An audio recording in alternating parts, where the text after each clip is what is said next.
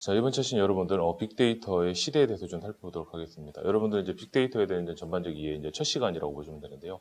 이번 자시에 이제 설명드릴 내용은 뒤에서도 다 나오는 내용들에 대한 전반적인 개괄에 대한 부분이라고 보시면 됩니다. 그래서 여기에 대한 어떤 기본적인 설명들을 이제 간략한 설명들을 이번 차시에 좀 드리고 이번 차시 이후에 여러분들이 필요한 어떤 그런 부분에 대해서도 여러분들이 이제 앞으로 뒤에 차시까지 해서 많은 부분을 좀 살펴보도록 하겠습니다.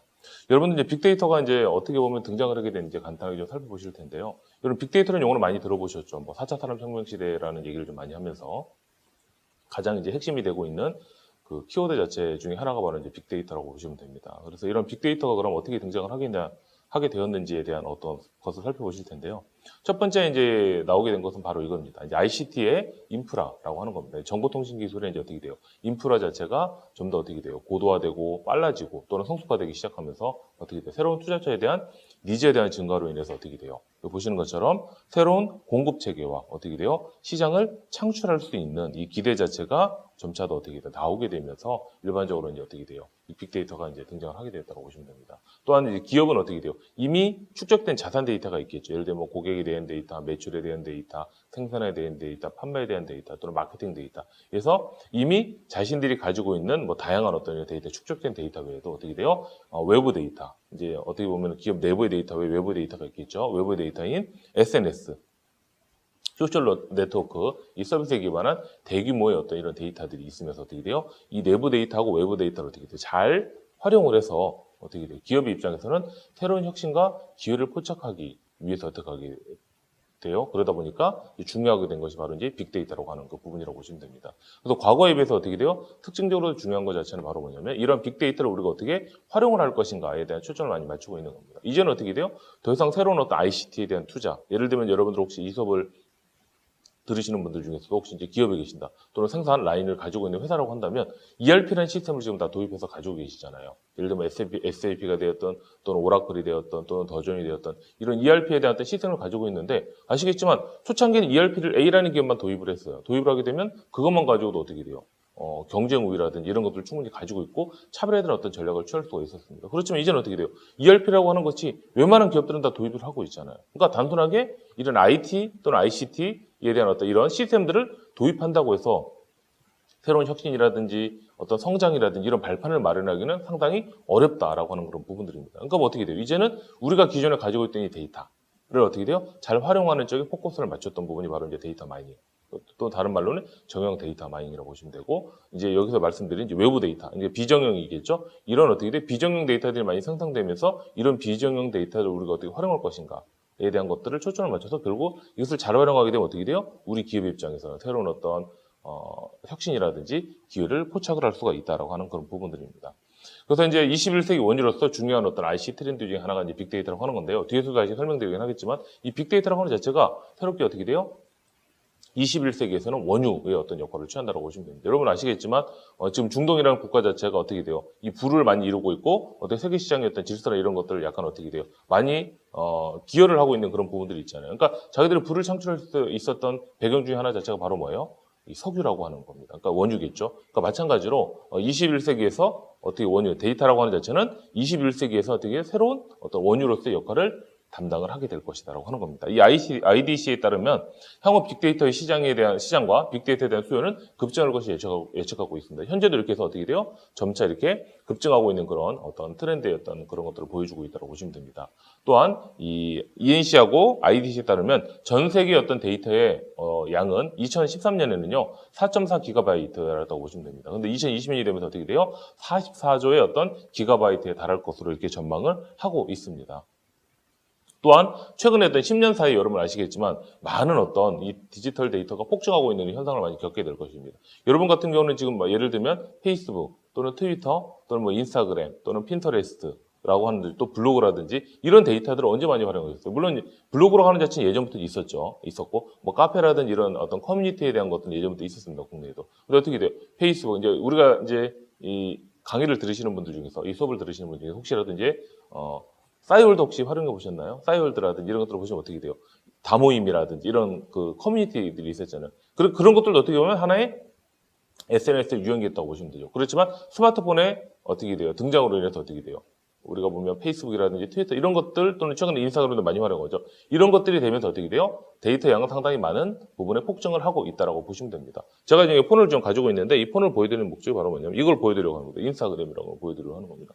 이거 보시게 되면 최근에 많은 양의 데이터들이 좀 나와요. 이거 보시게 되면 뭐 58분 전도 있고요. 최근에 뭐 이게 좀 바뀌어가지고 보면 어떻게 돼요? 이 시간대별로 이거 어떻게 돼요? 막 이런 데이터들이 상당히 많이 이렇게 올라온다라고 보시면 됩니다. 아마 여러분들 아시겠지만 뉴스도 마찬가지고요. 다양한 어떤 이런 유형의 데이터들이 이제는 어떻게 돼요? 많은 양의 데이터들이 많이 생성이 되고 있다고 보시면 됩니다. 그래서 2007년 전 세계적으로 생성된 디지털 정보량이 사용 가능한 어떤 저장 공간을 이제 어떻게 돼요? 넘어선 겁니다. 그래서 2020년이 됐을 때는 어떻게 돼요? 관리해야 될 정보량 자체가 어떻게 돼요? 2007년 기준으로 보면 어떻게 돼요? 약 50배 이상 급증을 할 거라고 하는 거고 10배 이상의 많은 서버 자체가 이렇게 필요하다라고 이렇게 보시면 됩니다. 또 어떤 기술의 발전으로 인해서 데이터의 어떤 저장 및 처리 또는 비용이 자체가 전체 하락을 하고 있잖아요. 앞서 설명드린 것처럼 이 SNS의 어떤 서비스 확대 등으로 통해서 어떻게 돼요? 막대한 어떤 데이터가 폭발을 진행을 하고 있다고 보시면 되는 겁니다. 그래서 뭐 여러분들 뭐 굳이 제가 설명을 드리지 않아도 다양한 어떤 이런 유형들이 이렇게 있는 거죠. 여기 보시면 제가 전에 지금 이제 페이스북을 닫아놓긴 했지만 뭐 여기 핀터레스트가 되었든 저는 이제 핀터레스트 이런 것도 쓰고 있거든요. 이런 것들을 보게 되면 데이터량이 어떻게 돼요? 실시간으로 많은 양의 정보들이 이렇게 해서 어떻게 하게 돼요? 등장을 하고 있는 어떤 이런 내용들이라고 보시면 됩니다. 그래서 다양한 어떤 유형의 이런 데이터들이나 이런 것들이 어떻게 돼요? 실시간적으로 이렇게 사진에 대한 거거든요. 핀터레스트라고 하는 자체도. 그래서 어떻게 돼요? 예를 들면 유튜브의 동영상. 제가 아까 유튜브 이제 잠깐 이제 촬영을 하긴 잠깐 봤었는데 어떻게 보게 되면 어떻게 돼요? 뭐 어떤 이런 뭐 유튜브에 이런 동영상들이 있잖아요. 제가 최근에 본 동영상들이 좀 있거든요. 이렇게 이제 너의 목소리가 보여인가요? 뭐 있잖아요. 들려인가? 이걸 좀 봤는데 여기도 보면 어떻게 돼요? 실시간으로 이렇게 영상이라든지 이런 데이터들은 유튜브에 많이 올라옵니다. 그 다음에 아까 제가 설명드린 트위터 같은 경우는 140자 단문으로 올라오고요. 페이스북 같은 경우는 글이라든지 뭐 사진 이런 것들이 좀 나오고 그 다음에 제가 보여드린 인스타그램이라든지 핀터레스트 같은 경우는 사진이나 이미지 기반 데이터들이 상당히 많이 나온다고 하는 겁니다. 그러다 보니까 데이터량이 지금 어떻게 돼요? 무수히 많이 폭증이 되고 있는 그런 형상이라고 보시면 됩니다. 그래서 앞으로는 어떻게 하게 돼요? 도로 또는 건축물 등에 내장된 인베디드 시스템이라든지 IoT, 사물 인터넷이겠죠. 이 등에서 막대한 데이터가 어떻게 돼요? 생성이 될 그런 전망이라고 이렇게 보시면 됩니다. 그래서 그 빅데이터가 무엇이냐라고 하는 건데 빅데이터 정의는 뭐 뒤에서도 좀 설명드리긴 하겠지만 일반적으로 빅데이터는 이겁니다. 여기 보시는 것처럼 디지털 정보량이 증가를 하고 있죠. 대규모 데이터가 중대 이슈로 부각을 하고 있습니다. 이런 차원에서 빅데이터는 말 그대로 어떻게 돼요? 큰 데이터잖아요. 그러니까 데이터 양이 많은 부분이라고 보시면 되는데요. 여기 나온 설명처럼 어떻게 돼요? 기존에 어떻게 돼요? 관리 및 분석 체계로는 감당할 수 없을 정도의 거대한 데이터의 집합. 이 자체를 바로 뭐예요? 빅데이터라고 이렇게 해서 보시면 될 것 같습니다. 그래서 이 빅데이터는 과거에도 사용이 되었습니다. 어디 사용이 되느냐? 천문 또는 항공 우주 정보라든지 또는 인간 게놈 이 정보 등이라든지 특수 분야에 산정이 되었습니다. 또 의학 쪽이든 이런 쪽에서 많이 활용이 되고 있었습니다. 그 당시에도. 그렇지만 이 ICT의 어떤 이 발전으로 인해서 지금 현재는 어떻게 하게 돼요? 특정한 분야가 아닌 전 산업 분야로 이런 것들이 이루어지고 있다고 보시면 됩니다. 그러니까 산업뿐만이 아니라 어떻게 하게 돼요? 이런 공공기관이라든지 다양한 분야에서 이런 어떤 빅데이터를 활용을 하고 있다고 보시면 되겠죠. 또한 이 대규모 데이터와 관계된 어떤 기술들이 있죠. 또는 도구. 예를 들면 수집하는 도구 또는 저장하는 도구 또는 검색 또는 공유, 분석, 시각하는 이런 도구 등도 어떻게 해야 돼요? 어떻게 보면 빅데이터의 유형, 그러니까 하나의 빅데이터 기술이잖아요. 여기에 포함되고 있다라고 이렇게 해서 보시면 됩니다. 그래서 빅데이터 같은 경우는요, 이 스마트 데이터의 어떤 혁명으로 인해서 어떻게 돼요? 이 데이터가 폭증을 하고 있는 거겠죠. 그래서 우리가 보면 기존의 데이터에 어떻게 돼요? 저장, 관리, 분석 기법은 어떻게 돼요? 이제 한계에 직면하고 있다고 하는 겁니다. 그러니까 새로운 어떤 도전을 받고 있는 그런 부분이 되겠죠. 또 빅데이터로의 어떤 환경문화로 해서 정보사회 패러다임 변화 자체가 어떻게 돼요? 새로운 어떤 파워를 가지고 있는 그런 부분으로 가고 있다고 하는 겁니다. 그래서 최근에 보시면 여러분들 용어를 들어보셨죠? 인플루언서라든지 이런 것들. 그 인플루언서 같은 게 어떻게 돼요? 영향력을 행사하는 자잖아요. 그러니까 예를 들면 어떻게 돼요? 나를 따르는 팔로워라든지 이런 인스타그램이라든지 트위터 보면 팔로워들이 많다. 또는 페이스북 같은 경우에 친구가 많다라고 하는 자체는 어떻게 돼요? 그만큼 내가 파워를 생성할 수 있는 그런 부분이 되는 부분들이 있겠죠. 또 빅데이터는 추출, 저장, 분석 또는 어떻게 돼요? 시각화, 예측 또는 어떻게 돼요? 적용의 순환 과정을 통해서 지속적으로 향상 및 발전을 하고 있는 그런 추세다라고 보시면 됩니다. 그래서 여기 보시는 것처럼 이 정보사회의 어떤 패러다임 변화 자체는 아까도 많이 어떻게 돼요? 새로운 어떤 힘이라든지 힘의 균형이라든지 이런 것들 이동을 하고 있는 그런 부분들이 있는데 크게 여기서 보시게 되면 PC 시대냐, 인터넷 시대냐, 모바일 시대냐, 스마트 시대냐 달라질 수가 있는 겁니다. 여기 보시면 이 패러다임 변화 자체는 PC 시대는 디지털 또는 전산화 포커스가 맞춰져 있습니다. 근데 인터넷 시대로 오시게 되면 어떻게 돼요? 온라인 또는 정보화로 가고 있고요. 또 모바일 시대로 가게 되면서는 소셜화 모바일화가 되는 거고. 그건 이제 스마트 시대, 앞으로 미래겠죠. 스마트 시대로 가게 된다고 한다면 어떻게 돼요? 지능화 기회나 사물 정보화 자체 포커스가 맞춰져 있다고 하는 겁니다. 그러니까 IT에 대한 어떤 이슈 자체는 여기 보시는 것처럼 PC나 PC 통신 또는 데이터베이스 이런 형태의 포커스가 PC에는 맞춰져 있고요. 인터넷 시대에서는 초고속 인터넷 또는 WWW라든지 웹서버라든지 이런 것들이 IT 이슈로 이제 등장을 하게 되었고, 모바일 시대는 말 그대로 모바일이니까 모바일, 인터넷, 스마트폰 이런 형태가 되어 있고, 그 다음에 이제 스마트 시대는 빅데이터 또는 차트 PC, 이제 사물 네트워크, 이제 M2M이겠죠. 이게 머신 얘기하는 그런 부분들입니다. 그러니까 핵심 분야 같은 경우는 PC는 뭐 PC 및 OS가 들어가는 거죠. PC는 이제 퍼스널 컴퓨터라든지 OS는 오퍼레이팅 시스템을 얘기하는 거죠. 그다음에 인터넷 시대로 오시게 되면서 포털 검색에 이제 웹 2.0이 이제 등장을 하게 되고, 그 다음에 모바일 시대로 오시게 되면 어떻게 돼요? 스마트폰, 그리고 앱 서비스 또는 소셜 네트워크 서비스, SNS가 나오게 되고, 스마트 시대로 가게 되면 어떻게 돼요? 미래 전망이라든지 상황인식 또는 개인 맞춤형에 대한 어떤 이런 서비스들이 좀 더 중대 이슈로 부각을 하게 될 겁니다. 그러니까 대표 기업들은 보시는 것처럼 어떻게 되어 있어요? MS, IBM 등이 있고요. 또 인터넷 시대는 구글, 네이버, 유튜브 등이 있고, 모바일 시대 같은 경우는 애플 또는 페이스북, 트위터 등이 있다고 하는 겁니다. 그 IT 비전 같은 경우는 어떻게 돼요? PC 시대는 1인 PC겠죠. 그러니까 한 사람당 하나였던 PC가 가는 형태가 되는 겁니다. 1인 1PC. 그 인터넷 시대 같은 경우는 어떻게 돼요? 클릭이 코리아. 그리고 모바일 시대는 손안의 PC, 뭐 소통을 한다라든지 이런 어떤 IT 비전이 있었고, 스마트 시대가 뭐 어떻게 돼요? IT 웹 앱으로요. 그리고 어떻게 해요? 새로운 가치를 창출하는, 신가치를 창출할 수 있는 쪽에 포커스가 맞춰져 있다. 그러니까 결국 어떻게 돼요? 여기도 보시는 것처럼 PC 시대에서 인터넷 시대, 모바일 시대, 스마트 시대로 흐름을 가고 있잖아요. 보시는 것처럼 이 가고 있다라고 한다면 여기 어떤 의미들이 어떻게 변하고 있냐. 앞으로 우리 미래 사회는 어떻게 돼요? 보시는 것처럼 스마트 시대입니다. 그래서 결국은 이 스마트 시대에 관련된 이런 것들이 가장 중요한 어떤 이슈라고 보시면 될 것 같습니다. 그리고 스마트 시대는 보면 어떻게 돼요? 보시는 것처럼 제가 아까 이제 넘어가긴 했는데 스마트 시대는 아직 기업이 없습니다. 보시는 것처럼 MS, IBM 같은 경우는 이제 PC 시대에 이제 등장한 기업이고, 인터넷 시대는 구글, 네이버, 유튜브 등이 있겠죠. 그 다음에 모바일 시대에서는 애플, 페이스북, 트위터 등이 있다고 하는 겁니다. 물론 이 기업들이 없어졌어요. 아직도 있죠. 마찬가지입니다. 그러니까 스마트 시대에는 어떻게 스마트 시대에 걸맞는 새로운 기업이 등장하게 될 것같아요. 아직까지는 없죠. 아직까지도 IBM 같은 경우도 어떻게 돼요? 이 스마트 시대에 대비하고 MS도 마찬가지겠고, 구글 또는 네이버, 유튜브, 애플, 페이스북, 트위터 이런 다양한 어떤 기업들이 현재는 스마트 시대에 똑같이 대비를 하고 있는 그런 모양을 취하고 있다고 보시면 됩니다. 빅데이터의 처리 수령 과정은 이렇게 과정을 거치고 있는데요. 추출하고, 저장하고, 분석하고, 시각하고, 예측하고 어떻게 돼요? 적용하는 어떤 이런 처리의 어떤 수령 과정을 거치게 된다고 하는 겁니다. 그래서 어떻게 돼요? 데이터를 어떻게 돼요? 우리가 가지고 있는가? 물론 이제 저장된 데이터가 있겠죠. 저장된 데이터에도 추출하는 경우도 있긴 하겠지만, 일반적으로 추출하는 과정을 거치고 그 과정을 통해서 어떻게 돼요? 저장된 데이터가 있으면 그 다음에 저장된 데이터를 불러와서 분석을 하고, 어떻게 분석한 결과는 시각화겠죠? 시각화 나온 결과를 통해서 어떻게 돼요? 분석하고 시각화 나온 결과를 통해서 어떤 미래를 좀 예측하고 실제 어떻게 돼요? 실제 적용을 하는 이런 쪽이라고 보시면 됩니다. 요 이제 빅데이터 처리했던 이 전반적인 내용들은요, 저기 뒤에 가시면 빅데이터 기술 파트가 있습니다. 그래서 거기서 구체적인 내용들을 설명드리도록 하겠습니다. 또한 정보 시대와 이제 스마트 시대에도 관련된 이슈들도 있겠죠. 정보 시대를 저희가 봤을 때 1세대라고 하고요. 그 다음에 이 스마트 시대는 2세대라고 합니다. 그러니까 저장 쪽으로 보게 되면 이 정보화 자체는 관계형 또는 어떻게 돼요? 정형이라든지 이런 쪽에 포커스가 좀 맞춰 있습니다. 데이터, 웨어하우스라든지. 근데 스마트 시대로 가면 비관계형 또는 비정형에 대한 데이터베이스 또는 가상화 클라우드 서비스 등이 들어가고요. 검색 같은 경우로 보시게 되면 검색 엔진이라든지 포털 서비스 등이 정보화 시대에서는 중요 어떤 키워드라고 보시면 되죠. 그렇지만 이 스마트 시대 2세대로 가면 어떻게 돼요? 자연어, 내추럴 랭귀지 프로세싱이라든지 음성, 영상, 또 시멘트 이게 관련된 검색 서비스 등이 점차 이슈가 될 것이라고 보시면 됩니다. 그 다음에 여기 뭐 관리 및 공유에서는 어떻게 돼요? KWS라든지 어떻게 돼요? 웹 2.0 등이 있고, 스마트 시대에서는 어떻게 돼요? 플랫폼, 소셜 네트워크, 집단 대상 등이 있다고 보시면 됩니다. 분석 같은 경우는 당연하게 어떻게 돼요? 정보 시대니까 정보에 관련된 거겠죠. 경영 정보 또는 고객 정보, 자산 정보에 대한 것. ERP, 엔터프라이즈 리소스 플래닝을 얘기하고 있고요. CRM, 커스터머 리레이션 매니지먼트 얘기하겠죠. 그러니까 전사적 자원 관리, ERP, CRM 고객 관계 관리, 그다음에 뭐 SCM 등이 있을 수도 있죠. 서플라이 체인 매니지먼트라든지 공급 사설망 관리라든지 또 데이터 마이닝 등이 정보 시대고요. 스마트 시대로 가시면 빅데이터 분석, 소셜 분석이라든지 고급 분석 또는 비즈니스 인텔리전스, 시각 등이 포함된다고 보시면 됩니다. 근데 가장 큰 차이점은 바로 뭐예요? 정보와 1세대는 추론을 할 수가 없어요. 단순히 분석을 하다 보니까. 그렇지만 이 스마트 시대로 가게 되면 어떻게 돼요? 추론을 할 수가 있죠. 그래서 추론하는 과정이 어떻게 돼요? 상황 인식이라든지, 그러니까 미래 전망 또는 사전 대응, 자동화 서비스 또는 개인화 서비스에 대한 이런 어떤 추론을 할 수 있다는 점에 차이점이 있다고 보시면 됩니다. 그래서 ICT 발전에 따른 데이터가 이제 변화로 이렇게 올라가고 있죠. 그래서 70년대, 80년대부터 2030년대 간다고 한다면 메인 프레임 컴퓨터 시대부터 시작해서 PC 시대.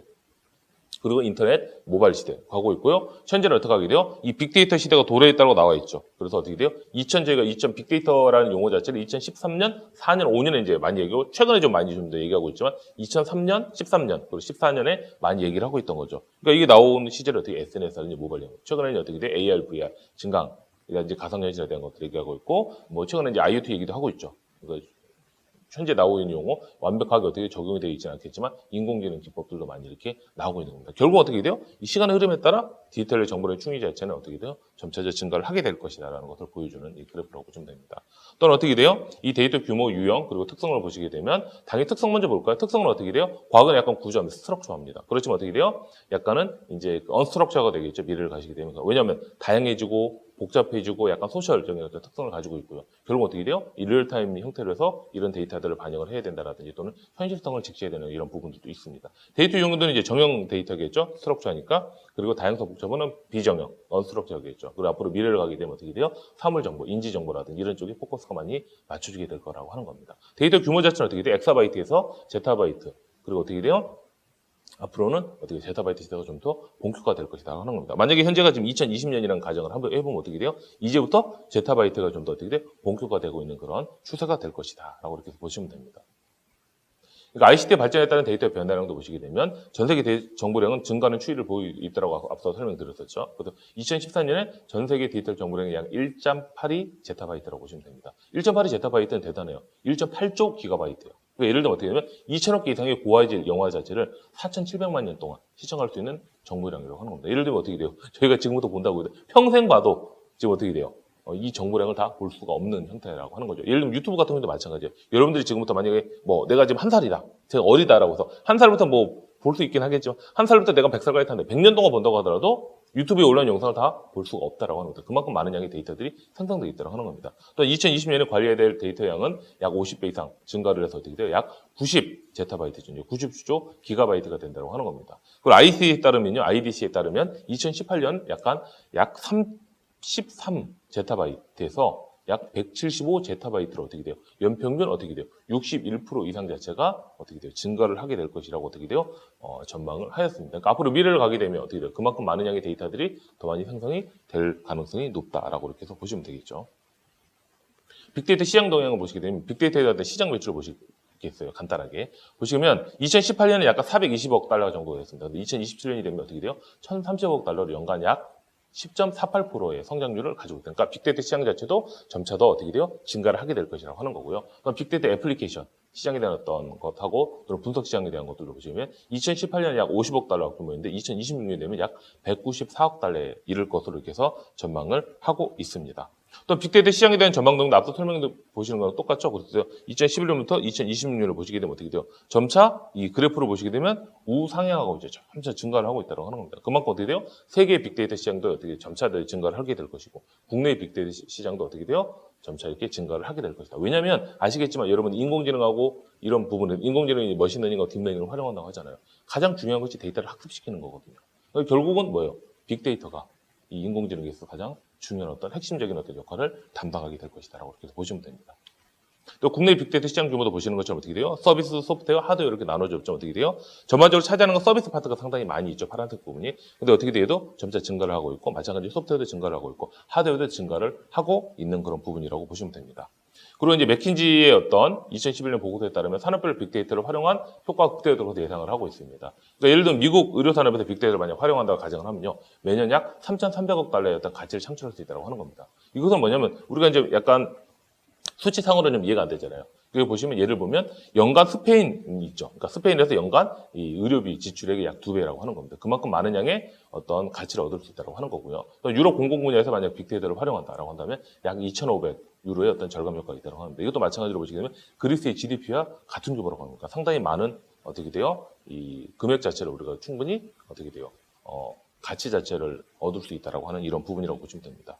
또한 2009년에 어떻게 돼요? 이 유엔은 빅데이터를 활용해 보다 나은 세계로 발전하길 바라며 글로벌 펄스를 출범시켰다고 보시면 됩니다. 또한 2012년에 이 다보스 포럼에서는 새로운 가능성이 내포한 주제 중 하나는 빅데이터를 이제 선정해서 토의를 하고 있고, 그 이외에 어떻게 돼요? 미국이라든지 일본이라든지 싱가포르라든지 영국이라든지 독일이라든지 다양한 어떤 이런 국가들이 어떻게 돼요? 빅데이터의 역량 강화하기 위해서 상당히 노력을 하고 있다고 하는 겁니다. 미국은 이미 2012년 3월에 빅데이터 연구개발 이니시어티브를 통해서 6개였던 정부 부처를 중심으로 총 2억 달러를 투자를 하고 있고요. 그러니까 우리나라에서도 정부 3.0을 발표했죠. 그래서 어떻게 돼요? 부처 간의 칸막이를 없애라.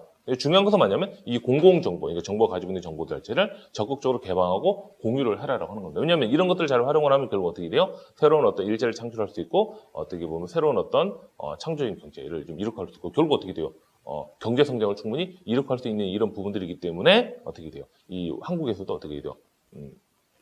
2014년 15년에도 어떻게 돼요? 이 정부 3.0 정책을 발표해서 하고 있고, 현재도 어떻게 하게 돼요? 현재 시점에서 보시게 되면 그것을 좀 더 발전을 시켜가지고 지금 어떻게 돼요? 데이터 개방 속도가 상당히 좀 빨라지고 있죠. 그러니까 공공 데이터 포털 외에도 뭐 서울이라든지 각각의 지자체에서도 서로 앞다투어, 이제 기관에서도 앞다투어서 어떻게 돼요? 이런 데이터들을 개방을 하고 있는 그런 추세다라고 보시면 됩니다. 이거 어떻게 돼요? 전반적으로 어떻게 돼요? 국가별 자체의 빅데이터 동향도 결국은 보시면 어떻게 돼요? 계속 빅데이터에 투자를 하고 계속 빅데이터 시장도 확대를 시키고자 하는 노력이 있다고 하는 겁니다. 이런 것들은 우리가 보시는 것처럼 어떻게 돼요? 하나의 어떤 국가뿐만이 아니라 어떻게 돼요? 기업 차원에서 이런 것들이 일어났다. 왜냐하면 결국은 이 빅데이터 시장을 잡아야 하면 어떻게 돼요? 세계 시장을 어떻게 보면 선도할 수 있는 그런 부분들이 되기 때문에 이런 것들을 점차 하고 있는 그런 트렌드라고 보시면 될 것 같습니다.